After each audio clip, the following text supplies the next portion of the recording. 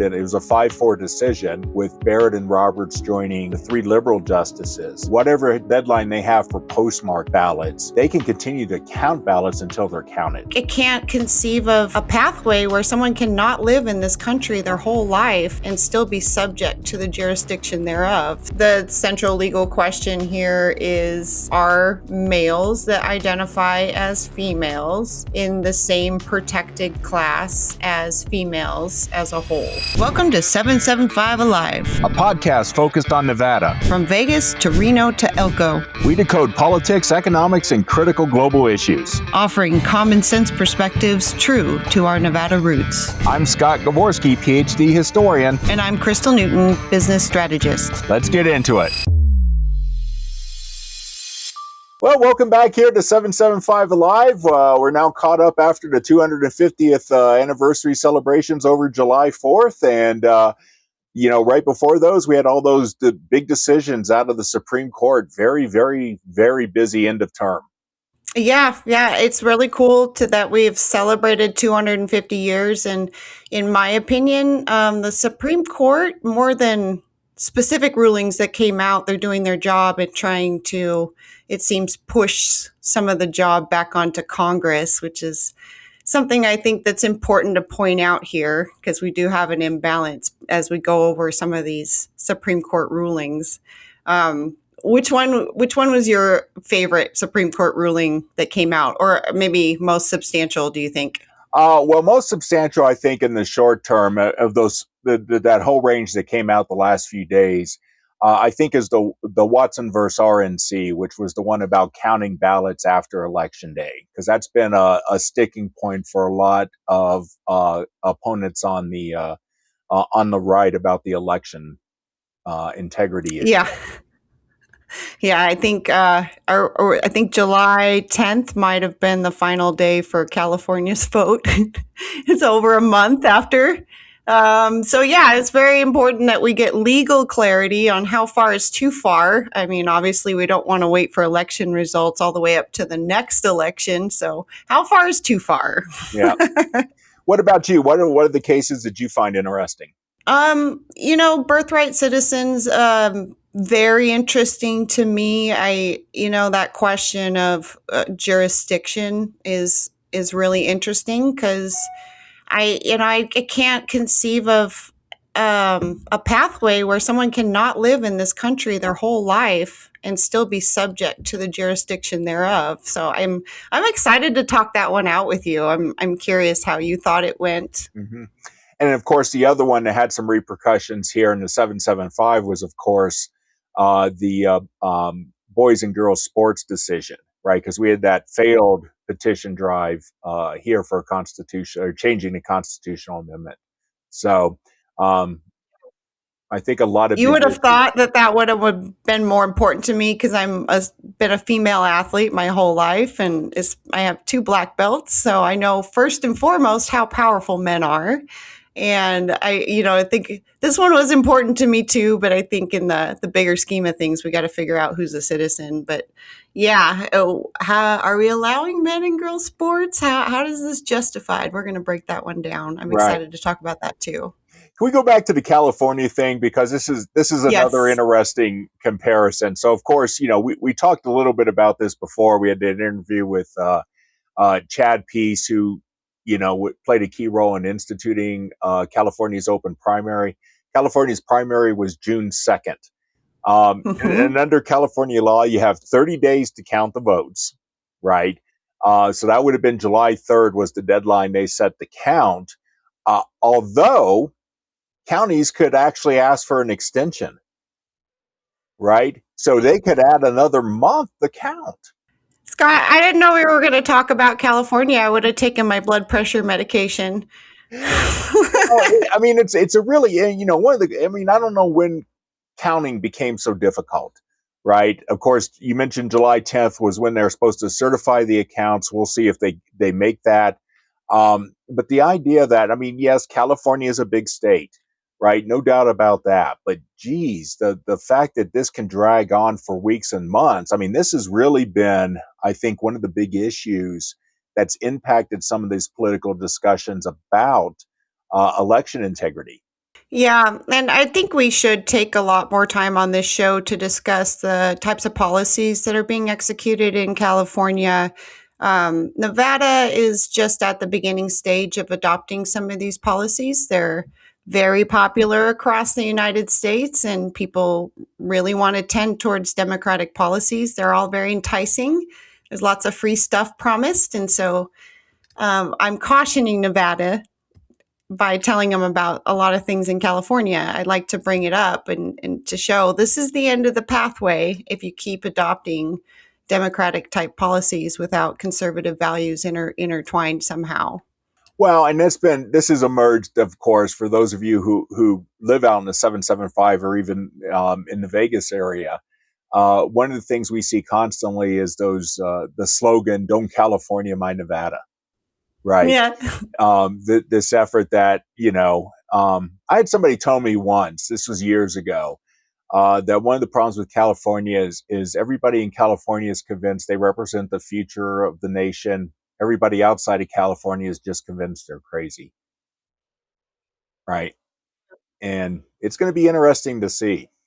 Yeah, and California has a tremendous amount of wealth because they import a lot from China and resell it to the rest of the United States, and they make tremendous profits doing that. So they can afford to make everything super pretty and super perfect.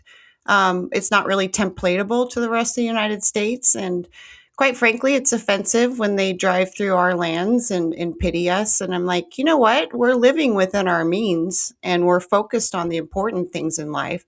I don't think beautifying, a city is quite as important as, say, fixing the problem in our school system. Well, and this of course gets into an issue. So first of all, California, of course, has a lot of other resources just than playing the middleman for this reselling of stuff, right? But they're shutting a lot of that down. So Los Angeles area used to be a huge a gas and oil production facility. They're closing most of their refineries down, which is one of the things that's wreaking havoc on Nevada's gas prices because so much of the state gets gas from California. Up until recently, they had the only functioning rare earth mineral mine in the United States. Now we're starting to see that expand to other states. And of course, timbering, fishing, this type of stuff. They've got a lot of natural resources. But yeah, your fundamental point is correct. I think that one of the things that's going on is California seems to have been putting some emphasis on some stuff, and actually, I would argue, letting their infrastructure collapse. Right. So California roads are horrible. Victor Davis Hanson has pointed out part of California's water problems is they haven't built a new reservoir in something like 40 years. Right. So their population doubles, but they haven't increased their water infrastructure. Of course, they Yeah, can't get anything done with the Palisades fire area. That was a key point of right. Spencer Pratt's campaign. Yeah, and those are normal political gripes, and unfortunately, they go even further. The Spencer Pratt campaign definitely pointed out their policies support homelessness and the homeless industrial complex, which, in my opinion, is horrifying. Um, so just a lot of misguided stuff, and Nevada could be us 20 years from now if we keep heading down that path. Which gets us back to, I think, probably, as we talked about, probably one of the most important decisions here out of this Supreme Court at the end of session was the decision in, what was that, Watson versus Republican National Committee, right, where the RNC um, claimed that the state of Mississippi was violating election law by counting votes after election day, right? And that's Hmm. it's a very interesting case. And of course, in this case, the Supreme Court delivered, and it was a 5-4 decision, with Barrett and Roberts joining the three liberal justices, arguing basically that no, states, whatever deadline they have for postmarking ballots, they can continue to count ballots until they're counted. You can't stop counting on election day. Right. And so does it make sense to describe that ruling as a question of can you or can you not count ballots past election day? Was that basically the question? Right, and it's part of this overall, I think, argument about the question of mail ballots. Of course, the Save Act and the Trump administration, and a lot of people on the political right want to get rid of mail ballots. Now, of course, one of the things we've talked about before is large parts of the 775 in Nevada, these rural districts. Elko County has 10 precincts that have only been mail ballots since the 1990s. It just wasn't worth, these are rural ranch areas, and it wasn't worth trying to set up a separate polling location for those precincts, or to ask them to drive, in some cases, 100, 120 miles into some place like Elko to vote, right? Um, so, one of the things is we have actually a lot of experience with these mail ballots, and there's two sides to this. One is a lot of these decisions about postmarking. If you're going to use a mail ballot, a lot of states say, well, it has to be postmarked by election day, which is Nevada's law. But we've had an earlier decision in Pennsylvania and California that might say, well, 4, 5, 6 days. In fact, the Supreme Court struck down earlier this term the Pennsylvania law and says, you can't say, well, if it's postmarked, if there's no postmark, you have to count it as if it was postmarked by election day, right? Which opens up the thing from fraud. But the case in Yeah, I Washington, think California have it to where you could handwrite your post date? right? Well, it was the date you signed it, supposedly, right? Even if you signed it with like the smiley face, as we saw in one of those, right? Once you make your Yeah, mark, there's yeah, a chain of custody issue there, I think. right. But I think I think one of the things to bear in mind, though, is we can have a legitimate date about postmarking, right? And these date things are important. Of course, we had the case where the Supreme Court stopped the redistricting in Virginia over basically a timing issue, that they didn't have it presented within um, when voting started. And Virginia tried to claim, no, no, no, it's election day that means everything. And the Supreme Court says you can't do that. Or the Virginia Supreme Court said you can't do that. So we're having a lot of arguments. But in the Watson versus RNC debate, the issue is not over when the ballot was submitted. The question is over whether you can keep counting. And that's a separate issue, right? Because even in Elko County, well, to give you an example, 2022 in Elko County, we had a massive snowstorm the day of the election. And we actually, the sheriff's department, from some of the outlying polling locations, the sheriff's department collects the ballots and voting information and brings it in here to the county clerk to count. And it actually didn't arrive to the next day. I mean, we're talking feet of snow. So even the sheriff's department couldn't get out to deliver the votes. And the RNC would somehow argue those votes somehow become invalid. So I think in that case, this is the Supreme Court. I think that was a good decision, actually, right? This idea that you can't count received ballots. I do agree we need to strengthen when the ballots are submitted, but the idea that somehow at midnight on election day you have to stop counting is absurd. So Yeah, no, and it's been interesting to watch people try to tackle this issue. I think most Americans would agree that you can keep counting them so long as long as the vote was cast on election day, it should be counted, right? right, and part of the problem is you have these stories, some cases true, some cases not, that are coming out that 2 or 3 days after the election, oh, we found an extra box in a back room of ballots. It's like, how does that happen? Right. And that I think is what the RNC was trying to address, is that if you start counting at that date, that stops that type of stuff. Um, my argument would be that there are other ways to stop that, right? And that we shouldn't be having these ballots, because one of the things, of course, let's go back to California, the Spencer Pratt case, right? One of the things you have is all of a sudden these mail ballots show up 2 or 3 days later, and they have to get accepted and get counted. Now, if you want to say no, we have to receive the ballot by election day, I'm actually okay with that, right? That would stop some of the surprises. But saying, okay, well, if we get a bunch at like 11 p.m. on election day, and the post office delivers 5,000 ballots that we're not going to be able to count in an hour, they shouldn't count at all, is ridiculous. So I Right. think the Supreme Court actually got this one correct. Yeah. And, you know, sometimes it's not about the direct lawsuit, it's about shaking out some kind of answer, and we did need some kind of answer. So it's good that we have a directive from that from them on that. Hmm. Yeah, and it's going to help align the debate here, I think, about some of the election stuff. So, but you were saying something earlier about you thought actually the birthright citizenship case was far more important. Well, I mean, yeah, there's a lot of people that come here and just to be born to grab the US citizenship and go home. And I think it's really obvious that the founders in the Constitution did not intend for that to be the case or failed to ever envision that being a thing. Um, I think it was really important to try to get some clarity on that. And so the who was the guy in the 1800s at the railroad? Was that the last Supreme Court decision on birthright citizenship? Oh, you mean the Wong Kim arc?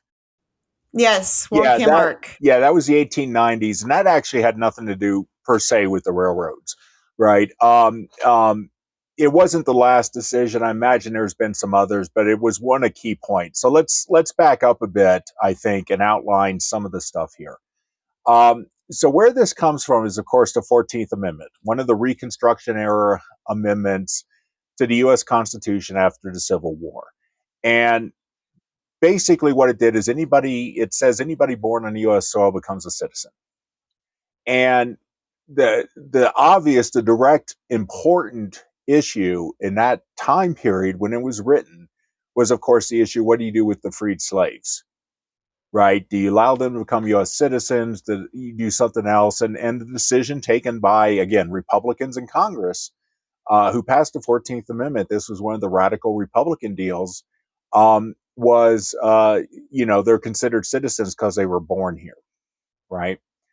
Um, so And that, I think I listened to Clarence Thomas give his opinion on this, and Clarence Thomas, his interpretation of the 14th Amendment was that it was created almost specifically as an avenue to give African American slaves citizenship. correct. And that was all that was thought of at the time, and that was, and it was allowed to be applied in a limited amount of other places, but it really wasn't meant to be this catch-all that it's become. Right. And part of his argument, of course, this is probably one of the longest Supreme Court decisions I've ever seen. I mean, the document you download for the Supreme Court is, geez, something like almost over 200 pages, right? And 90 some pages of that is Clarence Thomas's dissent. When it should be pointed out that the decision was 5-4, which Right. is definitely indicative of contention. Right. And of course, Roberts and Barrett voted with the three liberal justices again um, on this case. I think one of the issues that you have with this, well, let's back up because part of Clarence's argument is actually interesting. It's one of the things that actually touches strongly on the 775 outside the general current issue. So when the 14th Amendment was passed, that born on American soil actually didn't apply to Native American tribes, right? Oh my gosh. So No, no, you're article right, because they're a foreign land, aren't they? Right. And how the Constitution phrased this, Article 1, Section 2, going all the way back to when the Constitution was written in 1787, is they didn't consider Indians not taxed, is how it's phrased, right? So taxing becomes the justification. If there are Native Americans who are somehow taxed by the U.S. government, they could count as citizens, right? But if they weren't taxed, that is, they maintained that sovereign state status, they weren't considered citizens. And in fact, going back to the historical cases, it was 1924 in the Indian Citizenship Act of 1924 that finally allowed Native Americans who were born within the territorial boundaries of the United States, even if it is on their reservations, to be considered U.S. citizens, right? So one of the things is from the beginning, there's a real question about that jurisdiction issue, right? The 14th Amendment under the jurisdiction of the U.S., right? And I think that's one of the stronger arguments to be made is that even then even Native American reservations weren't considered to be under the jurisdiction of the United States. Well, you could argue that being your territory being surrounded by the American government and culture does, in a lot of ways, subject them to our jurisdiction. I mean, in terms of just think of like food delivery, food supplies, medicine supplies. There's a lot of interactivity between the two, which is different fundamentally from, say, a Chinese mom flying over, giving birth, and taking the child back and that child never setting foot on US soil, never being exposed to US food, culture, not having to use US services.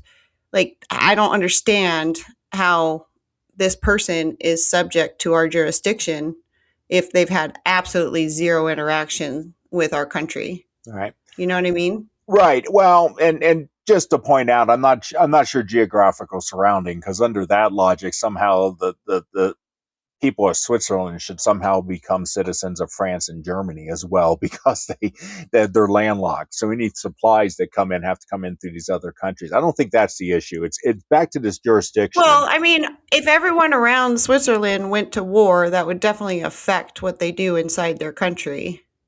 Well, yeah, but that's happened regularly. I mean, But I know, I'm just saying though, you are subjected to those surrounding neighboring but you're territories. not subjected to the jurisdiction. So Right. Right. Swiss Jews, for instance, aren't subject to the Nuremberg laws. I mean, it's a horrible example, but it gets exactly to this point, right? Swiss citizens aren't subject to Nazi era laws or some of the other stuff. So they're not subject to national conscription like France had in the 1950s. They're not under the jurisdiction, right? Yeah. Now, and that's something that's interesting. I like to bring back up is the question not only the rights of citizenship but the obligation of citizenship. Um, but while we're talking jurisdiction, let's get back to the case you asked about with Wong Kim Ark, which was from the 1890s. And what happened in that case that a lot of people found interesting is that this was the child of Chinese immigrants who was born in the United States. Now, the parents were the parents immigrated legally, right? And might have been to work on the railroad. I don't know. But by 1882, we get the Chinese Exclusion Act, where the U.S. government doesn't allow anybody from China to come in. Right? It's one of the more grotesque nativist acts in American history. But his parents were already here. They were legally, they have a residence card. They go back to China for a visit and take him with them. And the authorities claim he can't come in under the Chinese Exclusion Act, the child, although the parents came. And the case goes to the Supreme Court and is one of the first tests of the 14th Amendment born on U.S. soil. The difference in this case is that his parents are voluntarily and knowingly under the jurisdiction of the United States.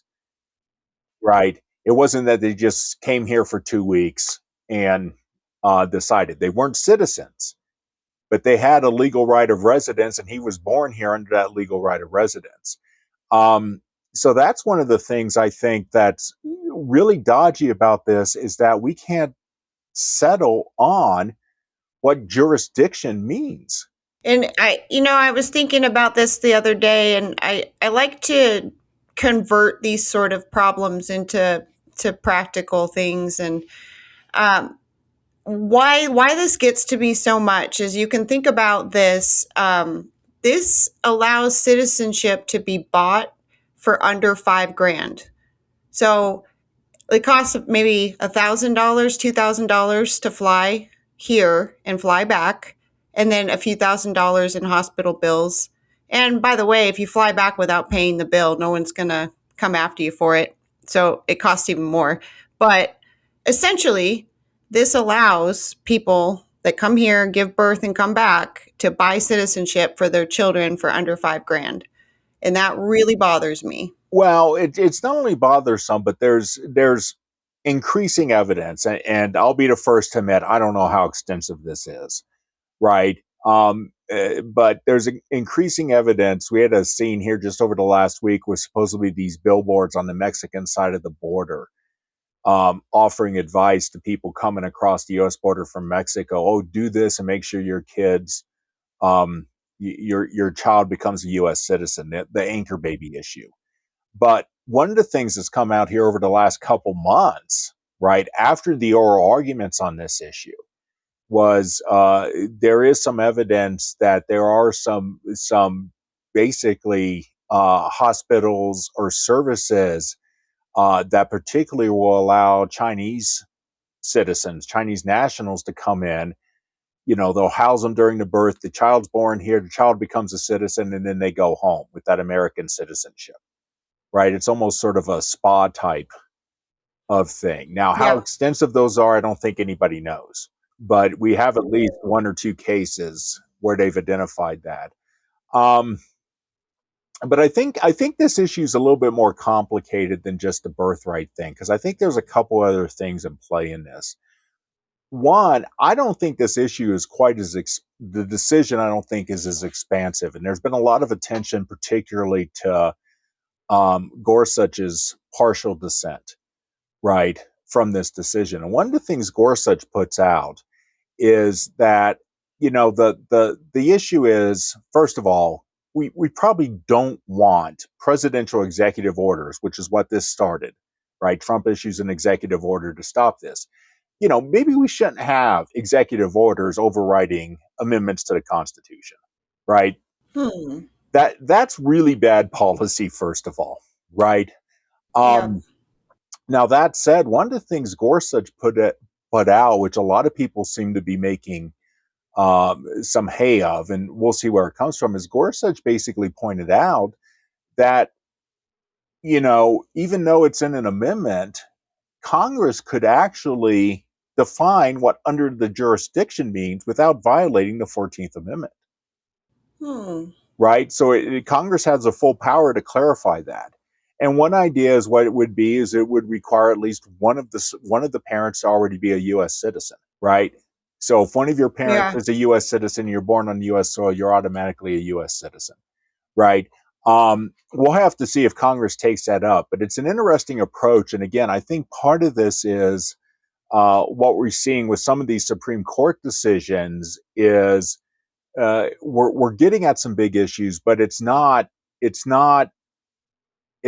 based on the idea that the issue itself is bad, right? And I'll have to admit, there's a lot on the political right and left that assume every one of these issues is about the fundamental principle. But what seems to be going on, in my view, is that the Supreme Court's actually taking a very close look at how we have to address these issues. And in some ways, I think that's much more important. Yeah, I was really happy to watch the Supreme Court take this position of almost kicking it over to Congress and say, "Do your job." It's been something that I've thought a lot about the last 2 years, and there's only so much President Trump can do if Congress does nothing. He's got executive orders. He's got to use them. Then we have the Supreme Court. They're going to coach him, or not coach him, but referee him as best they can.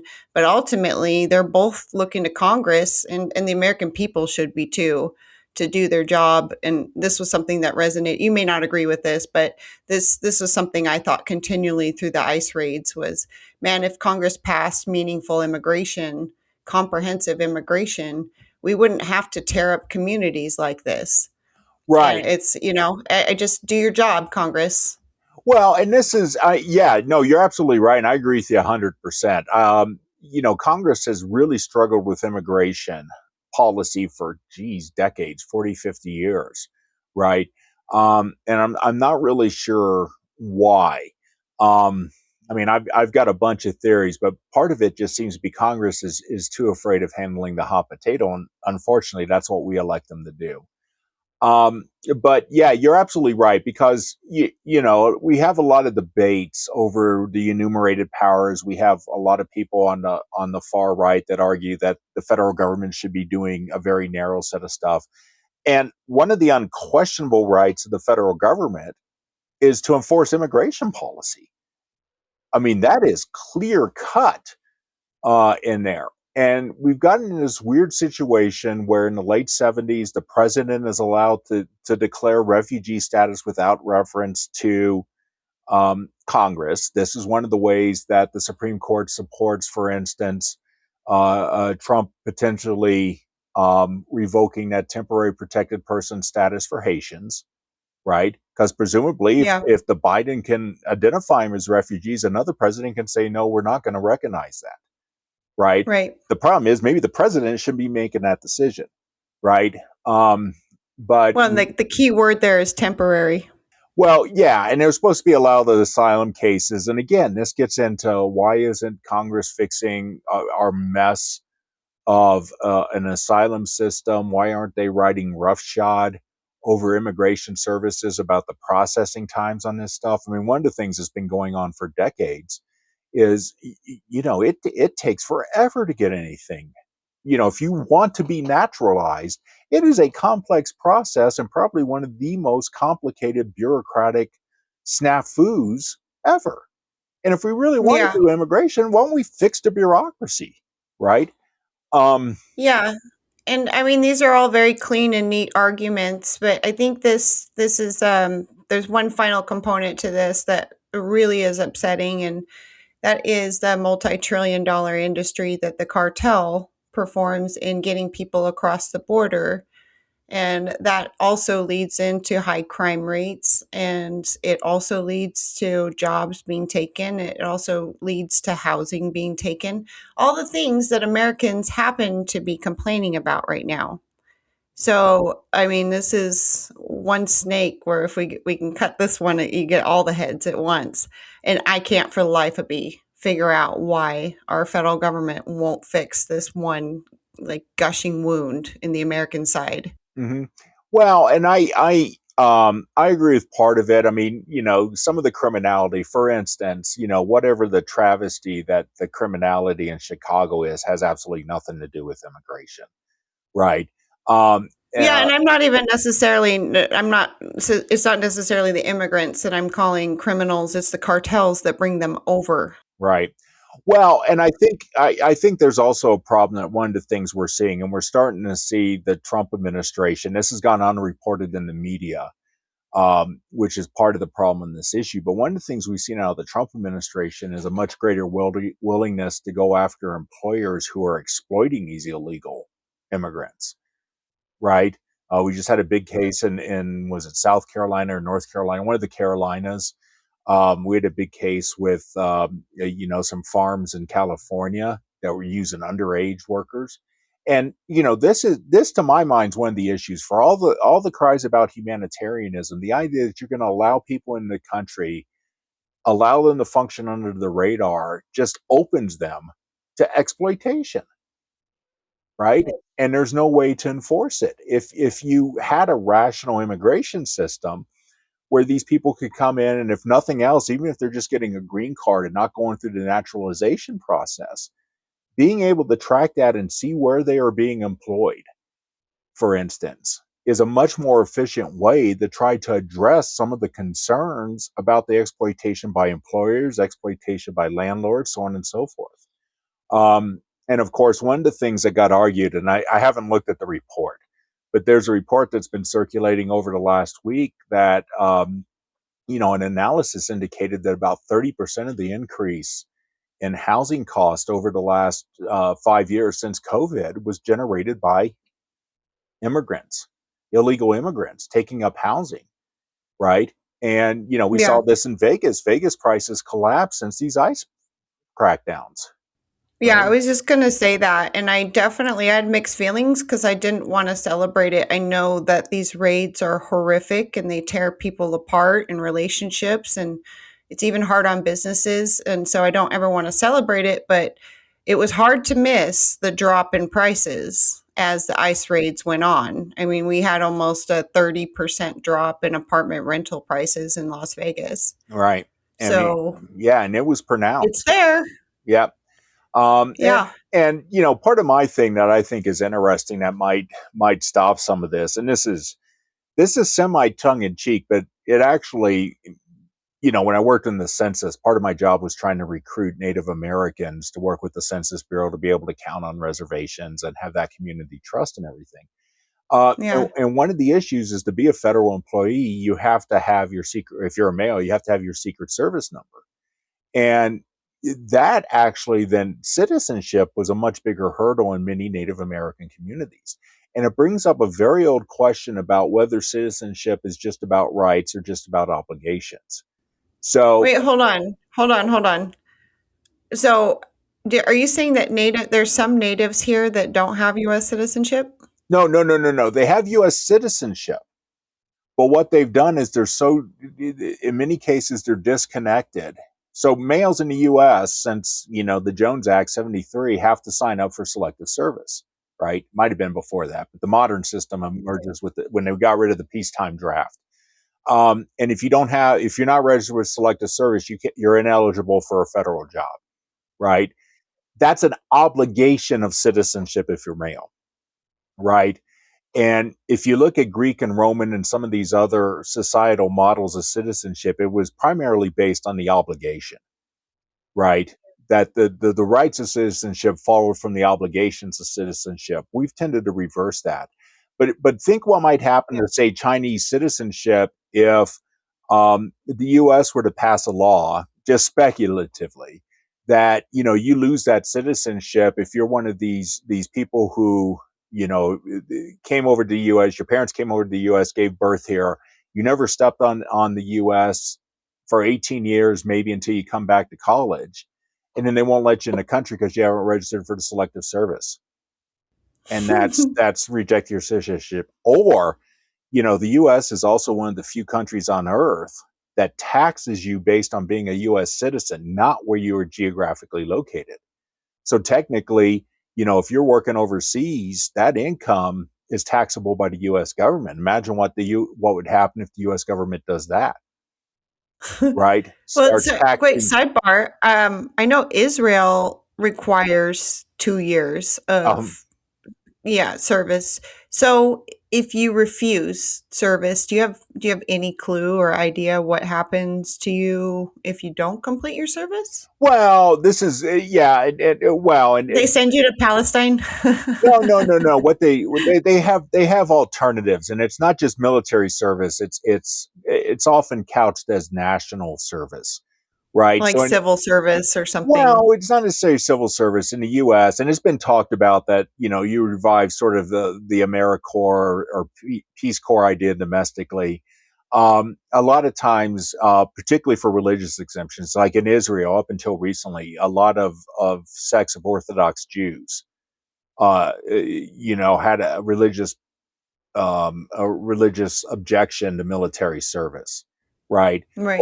what would happen is when you called up, you might be assigned to be a medical unit, right? Quakers in the U.S. is another good example of that, right? Where you have an alternative form of service to fulfill that obligation of citizenship. Um, but my point is bigger. I mean, one of the things is that we're talking about this in terms of rights of citizenship. But it's interesting to think what would happen to this system if we got serious about enforcing some of the obligations of citizenship. And Yeah. that could be a different conversation. I don't think it's going to happen, but it's an Yeah.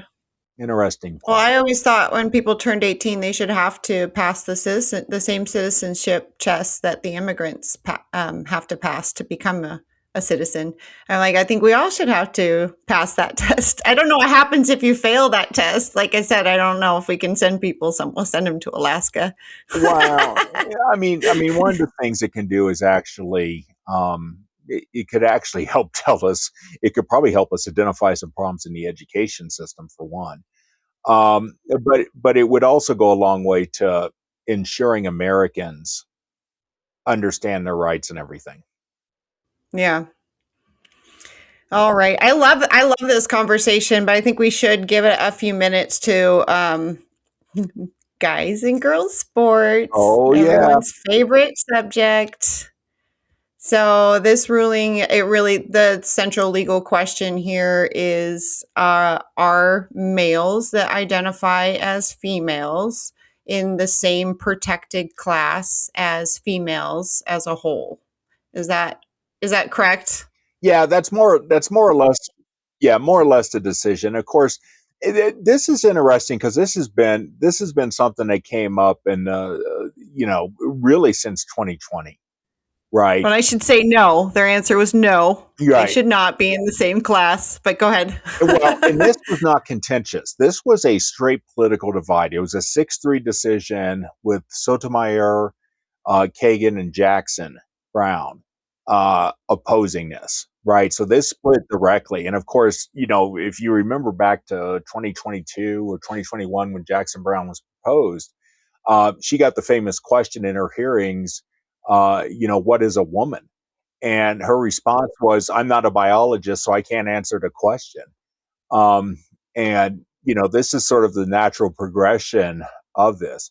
Um, Currently, 27 states have laws that ban boys and girls sports, right? Biological males from competing with biological women.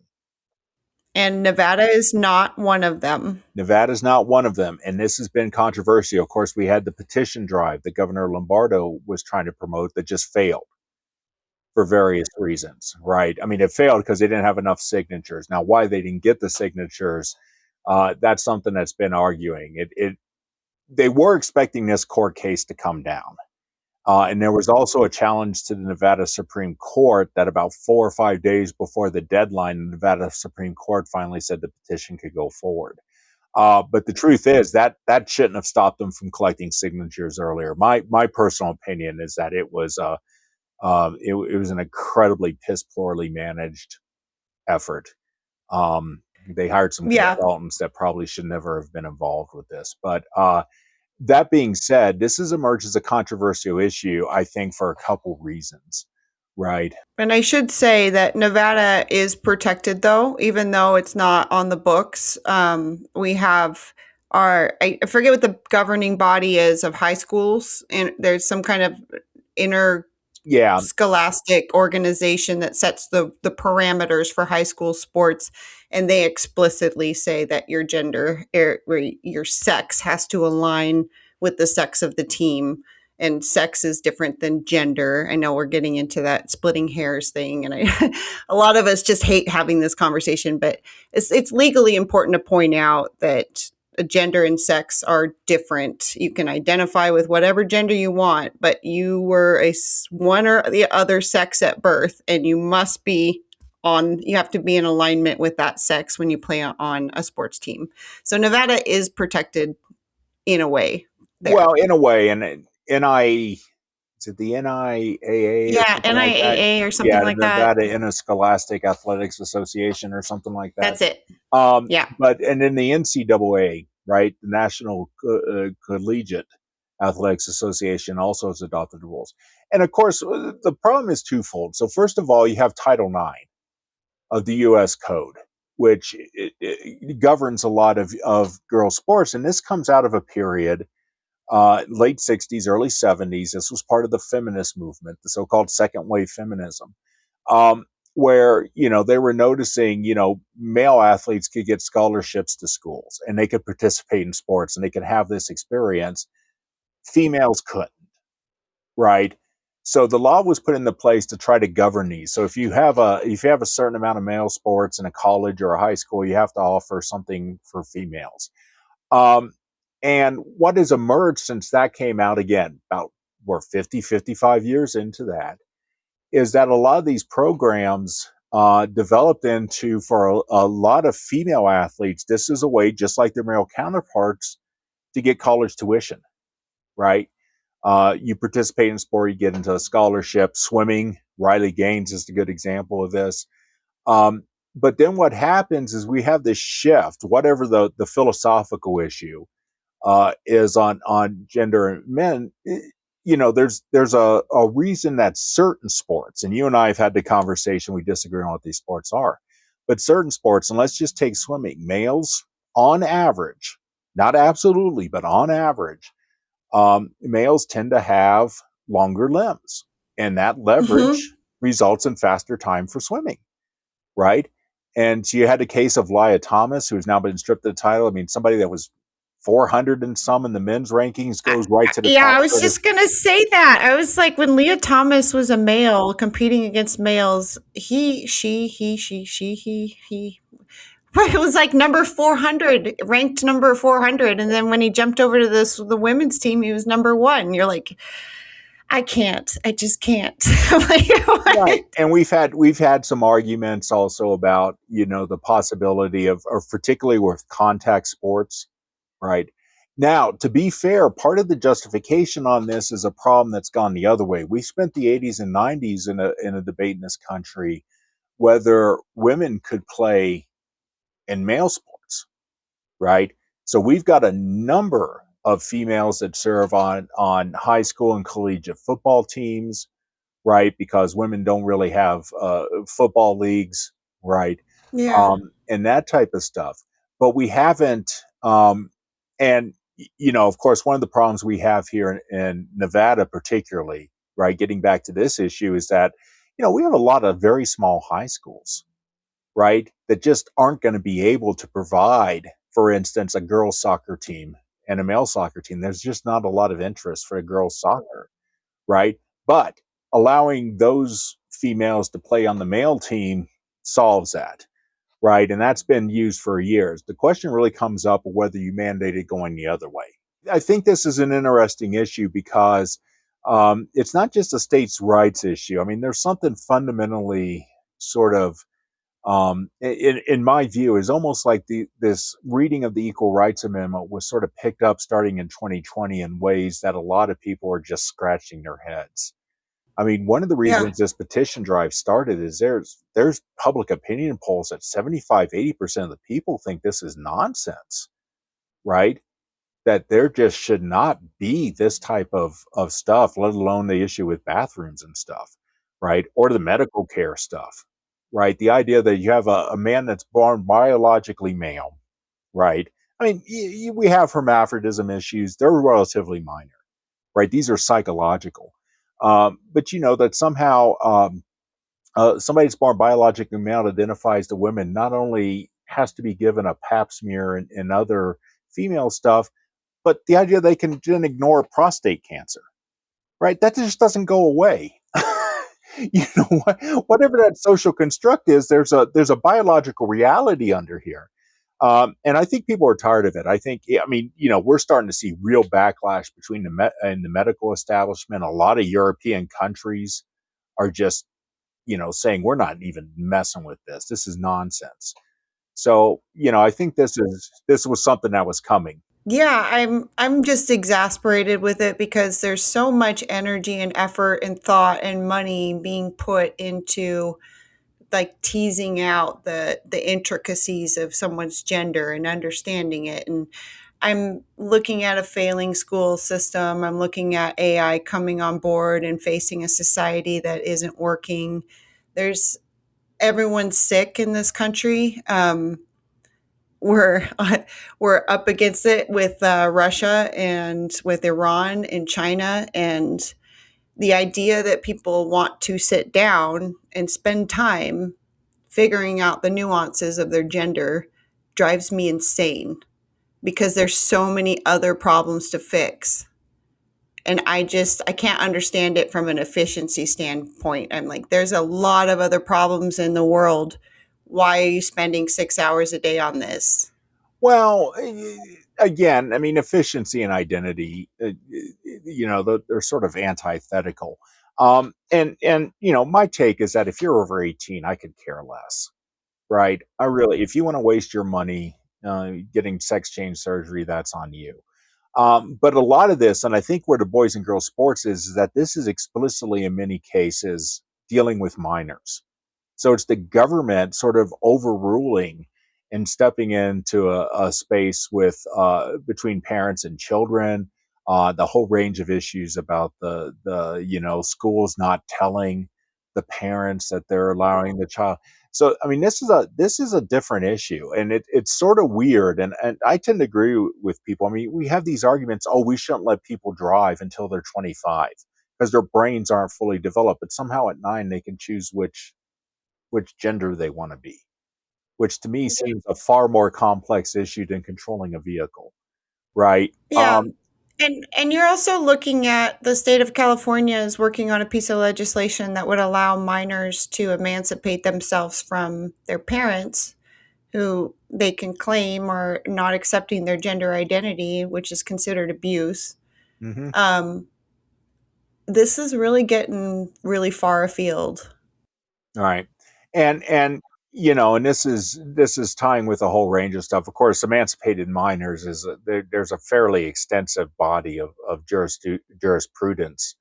But this gets into some real issues, I think, um, that I'm not really sure what the end game is here. I mean, it just seems something that's so antithetical to public opinion, and is so antithetical to any type of reality, if I can say that. Right? I Oh, know oh that's yeah. controversial, but Well, um, no, I mean, that really comes down to it. Like, we have a free democracy, which requires people to be focused and paying attention and holding people accountable.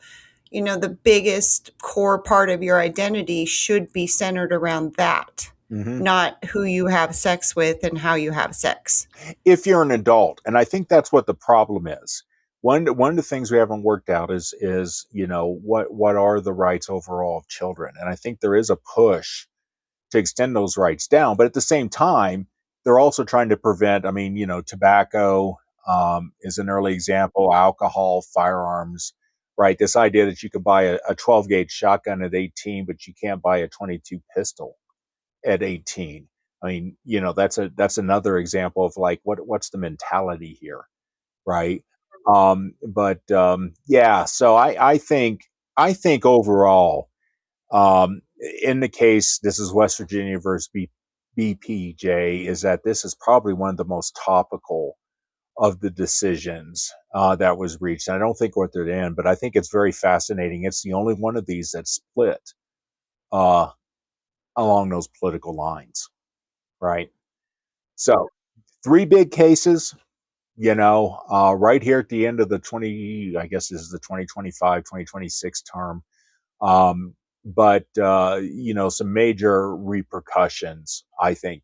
Um, you were And men- again, this is the Supreme Court is largely refereeing the executive orders coming out of the Trump administration, which is not a criticism of Trump because ultimately it's Congress that's not doing anything productive. So Trump's left with executive orders and hoping he can get something through, and the Supreme Court is being a good goalie right now. So that's where we're at. And I lay the blame. If anyone's upset about any of this, it's Congress's fault.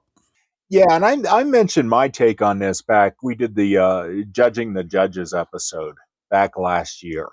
That I don't necessarily think this is the conscious policy, but I do think this administration's not afraid of these Supreme Court lawsuits, because I think one of the things that's going on is as Congress shrunk from a lot of these duties, and again, this goes back to the 1970s, right? The Presidential War Powers Act. I mean, they seem to have constrained themselves to what Congress is going to do. And what this did, I think, was left spaces. And I think what we've seen over the last 40 years is efforts of both the executive, the judiciary, and the bureaucracy sort of rushing in to try to fill that space. And I think part of what's happening, and this is why I think it's a good thing, it's incredibly messy as we're going through it. No doubt about that.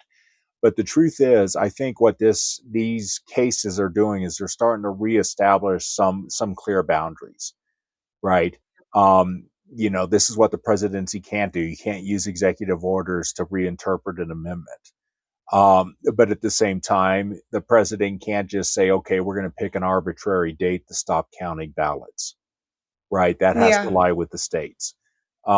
And overall, in the long term, I think this is a good thing, because if everybody knows what the boundaries are, we can stop sort of this what we've had with this seesaw policies as various groups try to assert their opinion. It's going to be a long process, but I Yeah. actually think this is a healthy start. No, I think it is too. I think the voter needs to stay on top of Congress because I think they've gotten fat and happy off of their donors, and they're lazy. They're not passing legislation because it's a hard thing to do. It's just easier to do favors for their donors. And the voters need to pressure them. They need to pressure them. They're being lazy right now. All right.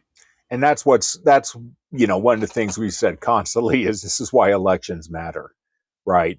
And it is even local elections. There's a great thing. A good friend of mine, well, Hank Thurston, we did the interview with him on AI. But one of the memes he's fallen in love with, just the way to wrap this up is the point that Murray Hamilton, who plays the mayor in Jaws that refuses to shut the beaches, he's also the mayor, 6 years later when Jaws 2 comes out and does the same thing. And it's like, this is why local elections matter, right? Why wasn't this guy out the first time? Anyway, this has been an interesting Supreme Court term. But probably something we'll follow up some of these cases. And of course, starting in the fall, we'll start getting a whole new series of cases coming out, right? So, well, I know everybody can't wait. We can't wait, Scott. No, we can't wait. But, we've got other stuff to chat about too. So until next time, I'm Scott Gaborski. And I'm Crystal Newton. And we'll see you around the 775. Thank you for listening to 775 Alive. Nevada Roots, Global Issues. Subscribe on YouTube or X. And on most podcast streaming services. You can email us at info@775alive.com. Or send us a message via carrier pigeon.